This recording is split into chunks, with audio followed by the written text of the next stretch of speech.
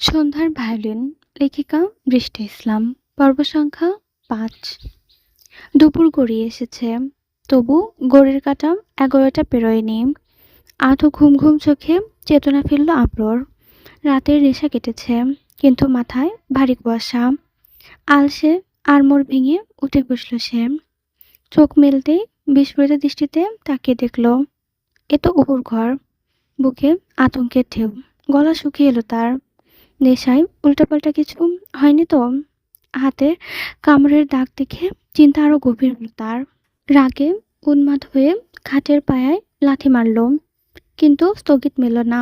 ছটফট করে ফোন তুলে দ্রুত ঘর ছেড়ে নিচে নামল। শিফা সোফায় টিভি দেখছে। আব্রু কাঁপা কাঁপা স্বরে জিজ্ঞেস করলো, ও কোথায়? শিফা চোখ না সরিয়ে বলল, ভার্সিটিতে।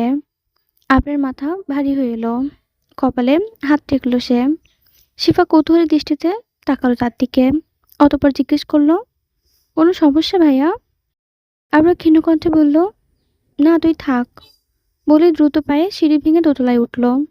তখনই করিডর থেকে বেরিয়ে এলো আশাফ। শিফা মনে করিয়ে দিল, আমার হিসাব মেটেনি আশাফ ভাই, মেলায় নিয়ে যাবেন কবে? আশাফ হেসে ফেলল, আজই যেতাম, কিন্তু বেশি সময় থাকতে পারবো না।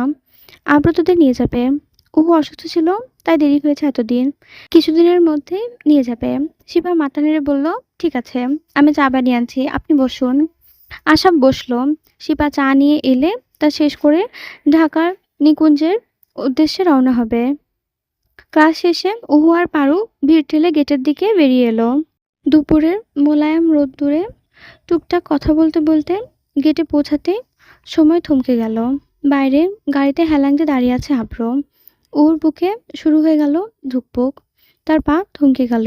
আব্র সোজা হয়ে এগিয়ে এলো তার দিকে, গম্ভীর স্বরে বলল, ব্যাগ দে। ও থমকে গেল, পারু স্তব্ধ।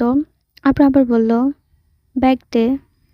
ও কাঁধ থেকে নামিয়ে ব্যাগটি দিল আব্রের দিকে। পারুর দিকে একবার ফিরল, তুই গাড়িতে বস, ও আসবে কিছুক্ষণ পরে। পারু নীরবে চলে গেল। উহু বলে উঠল, পারু একা যাবে কেন? আমি কোথায় যাব? আবরা একদৃষ্টিতে চেয়ে বলল, চল দেখাচ্ছি। ব্যাগ হাতে নিয়ে সে রিক্সা ডাকলো। এরপর নিজে রিক্সায় উঠে উহুকে উঠতে বলল।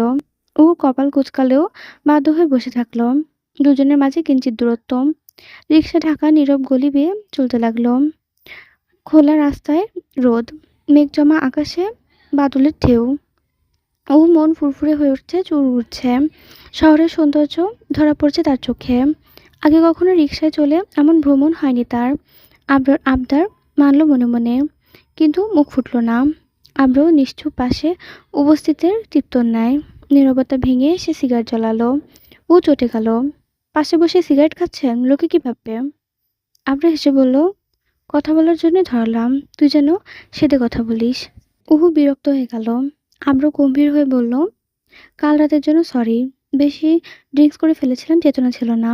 তোর সাথে কোনো অসভ্যতা করিনি তো? চিন্তা হচ্ছিল। ও নরম স্বরে বলল, না তেমন কিছুই হয়নি। আমি নিহার রুমে চলে গিয়েছিলাম আপনাকে রেখে, তারপর ওখানেই ঘুমিয়ে পড়ি। এগেইন সরি বলল, সমস্যা নেই। অতঃপর চুপচাপ রইল দুজন। আমরা মাঝপথে রিক্সা থামিয়ে ফুলের দোকান থেকে গোলাপ, রজনীগন্ধা, সূর্যমুখীর গুচ্ছ নিয়ে উহুর দিকে বাড়িয়ে দিল। ও হতচকিত হয়ে মৃদু হেসে তা গ্রহণ করলো।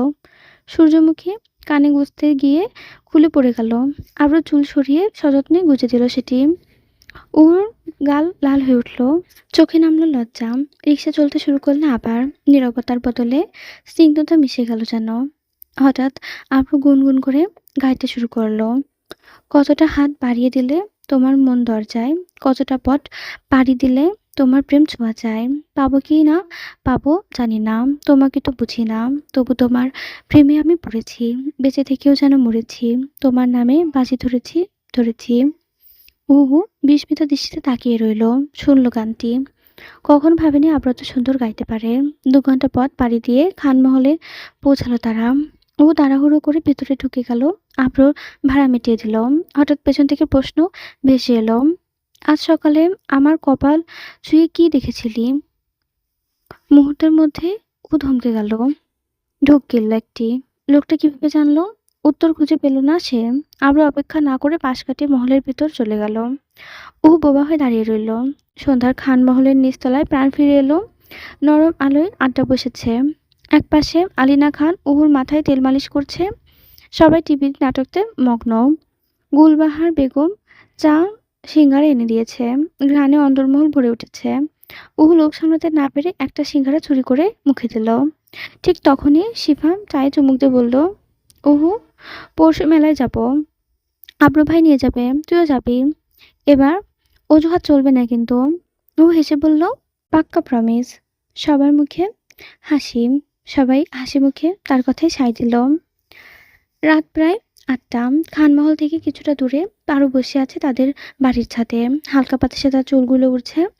হাতে ধরা ফোনে অলস আঙুলে নাড়াচাড়ি চলছে। হঠাৎ নিচতলা থেকে খানিকটা উৎকণ্ঠিত স্বরে আওয়াজ ভেসে এলো। পারু কৌতূহলী হয়ে নিচে তাকালো। দেখলো পুনম একপাশে দাঁড়িয়ে কারোর সঙ্গে ফোনে কথা বলছে। সকালের কিছু দৃশ্য হঠাৎ পারুর মনে ভেসে উঠল। আজ তো সে পুনমকে ভার্সিটিতে দেখেছিল।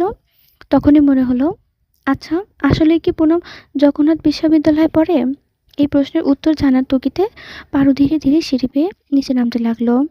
দূর থেকেই শুনতে পেল পুনমের ক্লান্ত কণ্ঠস্বর। ভাই, সেমিস্টার ফিটা তুই দিয়ে দে। আমি টিউশনি টাকা পেলে তোকে ফিরিয়ে দেব। খুব টানাপোড়েনের মধ্যে দিয়ে আছি আমি। তুই ছাড়া আমাকে কে সাহায্য করবে বল? ফি জমা দেওয়ার লাস্ট ডেট সবার কাছে চেয়েছি, কেউ দিতে পারলো না। তুই যদি ফিরিয়ে দিস, আমি কার কাছে যাব? এরপর হঠাৎ ফোনের ওপাশ থেকে সংযোগ কেটে গেল। পুনম ক্ষোভের ঝড়ে ভেসে গেল। রাগে পায়ে জোরে সামনে লাথি মারল।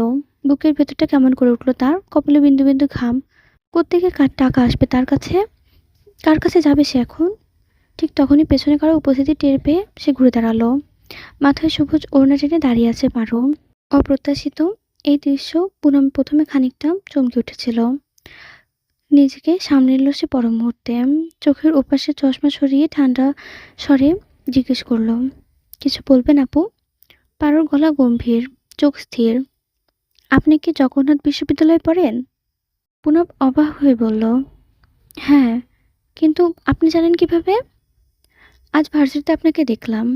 মনে হলো হয়তো অনার্স ফাইনাল ইয়ারে পড়ছেন। কোনো সমস্যা হয়েছে কি? পুনম হেসে নিজের ভেতরে ঝড়টাকে আড়াল করার চেষ্টা করলো। না না, কোনো সমস্যা হয়নি। বলার সঙ্গে সঙ্গে সে পাশ কাটিয়ে চলে যেতে চাইল। কিন্তু পারুর কণ্ঠ পেছন থেকে তাকে থামিয়ে দিল। দেখুন, আমি আপনার ছোট হতে পারি, কিন্তু কোনো সমস্যা হলে আমাকে বলতে পারেন। আমি আমার সর্বোচ্চ দিয়ে আপনাকে সাহায্য করব। পুনম থেমে দাঁড়ালো। পেছনে ফিরে তাকিয়ে ধীরে ধীরে বলল, আপনার সাহায্য নিলে সারা জীবন দায়ী থাকতে হবে তো। আপনি বড়লোক পরিবারের মেয়ে, আমি মধ্যবিত্ত। গ্রামে কেউ জানলে কলঙ্ক ছড়িয়ে দেবে। এত ভয় কেন? কেউ কিছু জানবে না। আমি আপনার পরিস্থিতি বুঝতে পারছি। আপনি সবসময় সম্মান বাঁচিয়ে চলার চেষ্টা করেন, এটা ভালো, কিন্তু সমস্যার সময়ে সেটা আলাদা কথা। আপনার সেমিস্টার ফি আটকেছে, তাই তো? চাইলে আমার কাছ থেকে ধার নিতে পারেন, পরে ফেরত দিবেন। পুনম দৃঢ়ভাবে মাথা নাড়ল। না, এটা কোনোদিন সম্ভব নয়। কেন সম্ভব নয়? আমি মেয়ে বলে নিচ্ছে না নাকি? কোথাও কি লেখা আছে মেয়েদের থেকে টাকা ধার নেওয়া বারণ? পারুর কথাতে যুক্তি আছে। আর খুনসুটি মেশানো চাপের মুখে অবশেষে পুনম রাজি হয়ে গেল। পারু তাড়াতাড়ি নিজের ঘরে গিয়ে স্কুল ব্যাগ থেকে নতুন 5টি 1000 টাকা নোট বের করে আনলো। পুনমের বুকের চাপ কমিয়ে দিল। টাকা হাতে দিয়ে সে বলল, এতে হবে তো? পুনম মাথা নাড়ল। সেই মুহূর্তে প্রথমবারের মতন পুনম চোখ তুলে পারুর মুখের দিকে তাকালো। মেয়েটিকে মিষ্টি করে হাসছে। পারু আর দাঁড়ালো না, চলে গেল। পুনম দীর্ঘ শ্বাস ছাড়ল। তার পিঠের দিকে চেয়ে রইল। রাত গভীর। খানমহলের আকাশে প্যাঁচার হুঙ্কার শোনা যাচ্ছে। নিস্তব্ধতার আকাশ ডিঙিয়ে উহুর চোখ জেগে উঠল। ঘুমের চেষ্টায় ব্যর্থ হয়ে ফোন তুলল সে। ও সাধারণত ফেসবুকে ঢোকে না, কিন্তু আজ মনের টানে লগ ইন করল। অ্যাড ফ্রেন্ড তালিকায় আছে আবরান খান আব্র এ। নামটি দেখে বুক কেঁপে উঠল তার। ম্যাচুরাল ফ্রেন্ড আশরাফ, শিফা, কিন্তু ওর সঙ্গে একদমই নেই। কৌতূহলে প্রোফাইল খুলেছে। আব্রর সোশ্যাল মিডিয়া নিষ্ক্রিয়, অথচ ফলোয়ার সংখ্যা 27,800। সেও রিকোয়েস্ট পাঠালো। ওহু চোখ বন্ধ করতে ভায়োলিনের বিষণ্ণ সুর ভেসে এলো, বুকের কষ্টের স্রোত জমল। চমকে উঠল সে। এত রাতে কে ভায়োলিন বাজাচ্ছে? কান পেতে শুনল ছাদ থেকে। চমকে উঠল সে। ছাদ থেকে আসছে আওয়াজ। তড়িঘড়ি করে উঠল ছাদের গেল। ভুলে গেল ওড়নাটা নিতে। কার্ন এসে বসে আছে, তার চোখ বন্ধ। ভায়োলিনের বিষাদময় সুর পাচ্ছে। পাশে আটখাওয়া সিগারেটের ছাই। ও থমকে দাঁড়ালো। হঠাৎ আব্রু চোখ তুলে তাকালো। ও দাঁড়িয়ে আছে। আব্রু উঠে দাঁড়িয়ে ভায়োলিনটা হাতে নিয়ে ওর দিকে এগোলো। তার গলা গভীর রুক্ষ। এত রাতে ছাদে কি করছিস? ও কিছু বলতে গিয়ে আমতা করলো। সত্যটা কি বলবে সে?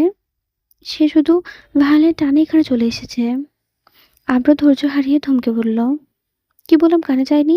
এত রাতে ছাদে এসেছিস? আমার মাথায় ওড়নাও নেই। যা, রুমে গিয়ে ঘুমিয়ে পড়। কথা শেষ করে পাশ কাটিয়ে চলে গেল। তখনই ওর নাকে ভেসে এলো সিগারেটের তীব্র গন্ধ। বিরক্ত হয়ে সে কয়েক কদম পেছনে সরে দাঁড়ালো। এই মানুষটা আসলে কেমন? দুর্বৃত্ত বেশ শান্তভাবে কথা বলছিল, আর এখন যেন অন্য। রূপ, স্বর, চোখ সবই যেন বদলে গেছে তার। ও আর দাঁড়ালো না ছাদে। নিজের রুমে ফিরে এসে বারান্দায় গিয়ে দাঁড়ালো কিছুক্ষণ। হঠাৎ তার চোখ পড়ল সাইডের টেবিলে রাখা আমরের দেওয়া দুপুরবেলায় সে ফুলের গুচ্ছ। এগিয়ে গিয়ে ফুলগুলো হাতে তুলে নিল ওহু। মুহূর্তে মনটা কেমন হয়ে গেল।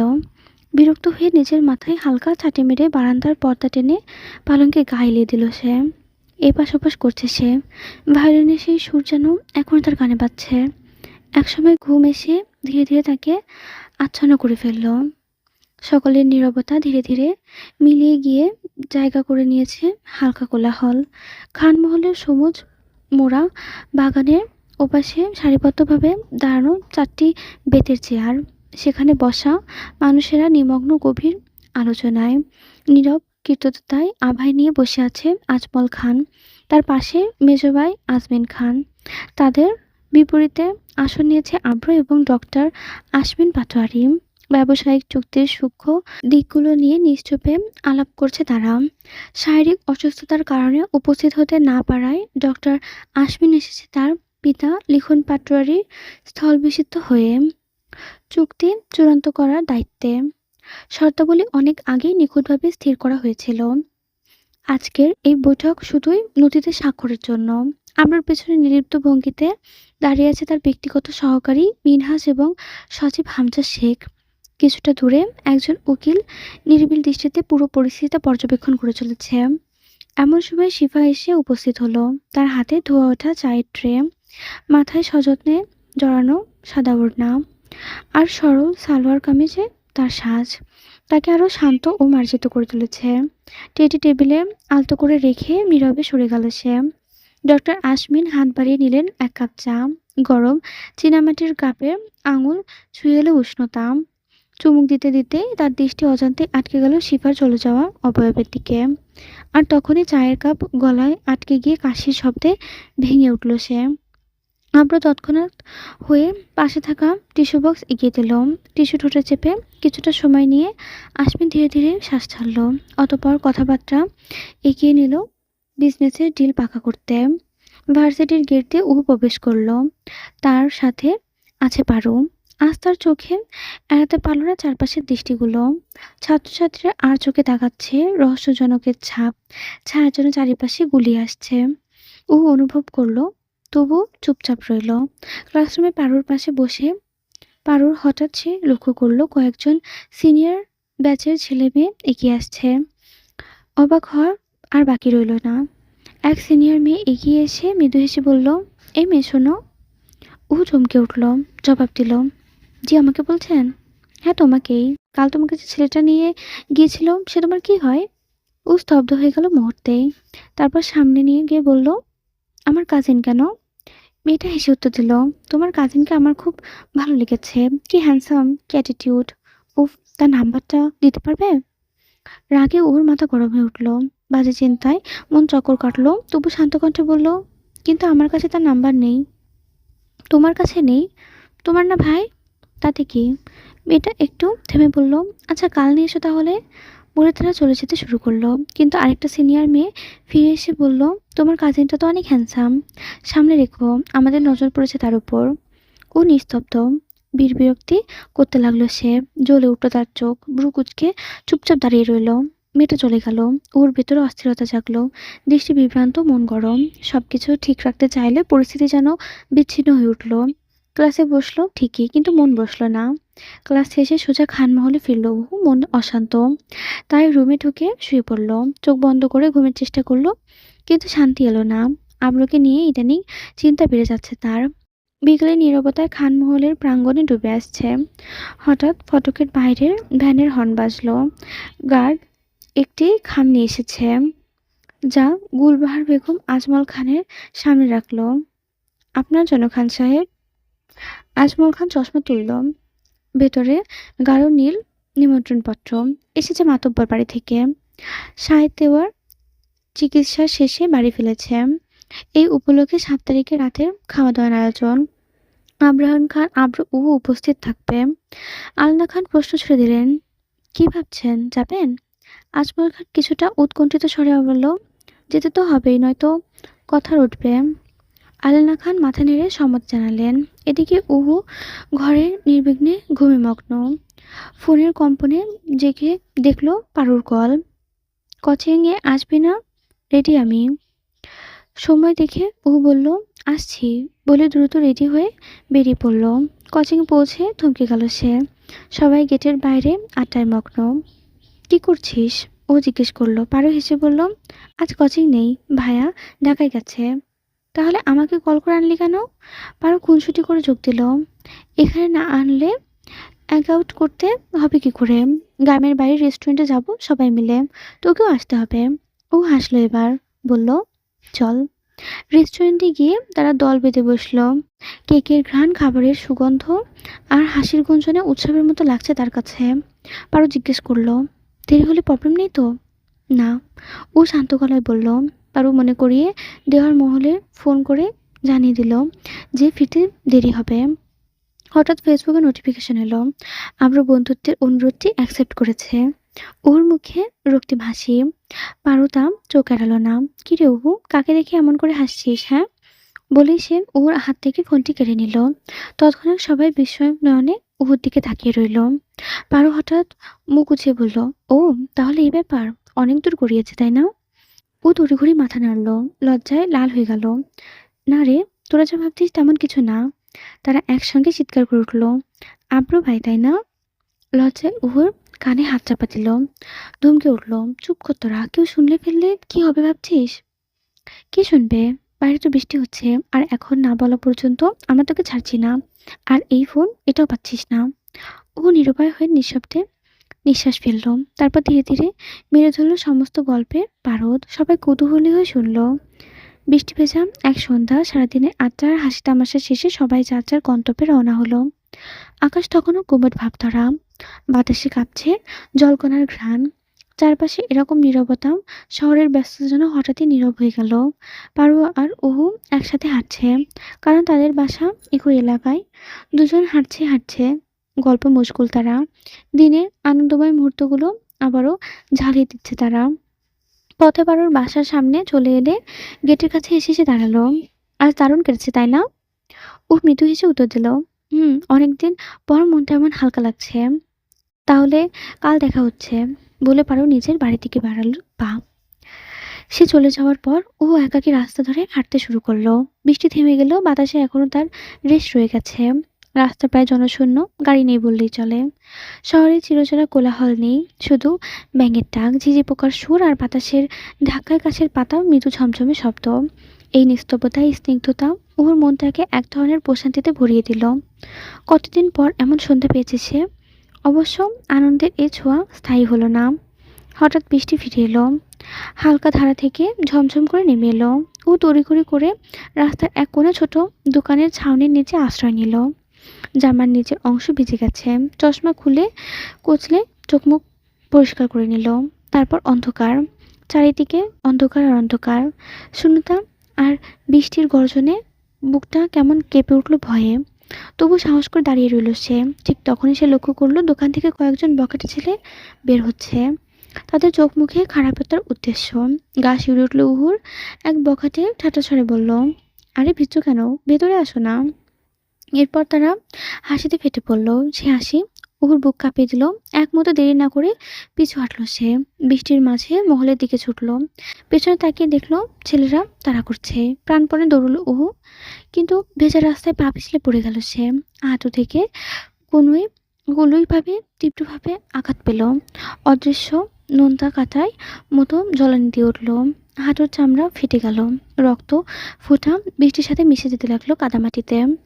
হাত পায়ে লাল সবজে দাগ বসে গেল। অবস্থা ভালো নয়, কিন্তু থামল না সে। জানে থামা মানে ধ্বংস। পানি মারিয়ে উঠে দাঁড়ালো আবার। তবে কিছু দূর যেতে কারো সঙ্গে ধাক্কা খেয়ে ছিটকে পড়ল। ভয়ে চোখ ছলছল করে উঠল। কাদামাখা মুখ তুলে তাকাতেই সামনে যেন স্থির হয়ে গেল সে। ঝমঝমে বৃষ্টিতে ভিজে একাকার হয়ে দাঁড়িয়ে আছে আবরান খান আবরম। কালো শার্ট শরীরে বলিষ্ঠতা লেপে আছে। উপরে দুটো বোতাম খোলা, পেশিবহুল বুক উন্মোচিত। তার চোখ শীতল স্থির, যেন একটা কোয়ান্টাম ফিল্ডের মতো সময়কে বন্দি করে রেখেছে। ও সেই দৃষ্টিতে তাকিয়ে কেঁপে উঠল। আবরকের রাগান্বিত হতে আগেও দেখেছে সে, কিন্তু এমন নীরব শান্ত রূপের আড়ালে আছে কি এক ভয়ানক ছায়া, যা বখাটের গুলো দেখেনি। ভয়ের মাত্রা বেড়ে চলল। মধ্যে ভরসার এক আজমলা বুক কেঁপে উঠল উহুর। হাঁপাতে হাঁপাতে ভাঙা কণ্ঠে বলল, আবর ভাই চলেন, ওরা ভালো না, প্লিজ চলেন।